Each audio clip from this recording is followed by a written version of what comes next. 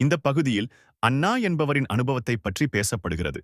முதலில் அவரது உடலின் சக்தி மையங்களை சமநிலைப்படுத்த முயற்சி செய்தார்.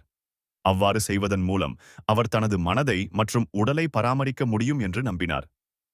இந்த அணுகுமுறையில் நரம்பு அமைப்பு மற்றும் எண்ணங்களுக்குள் உயிரின் ஊக்கத்தை அதிகரிக்க வேண்டும் என்பதை குறிப்பிடுகிறது. புதிய எண்ணங்கள் நல்ல உணர்வுகளை உருவாக்கும். அவை எம்மன் உடலில் நல்ல மாற்றங்களை செய்வதற்கும் ஆரோக்கியத்தை மேம்படுத்தவும் உதவும்.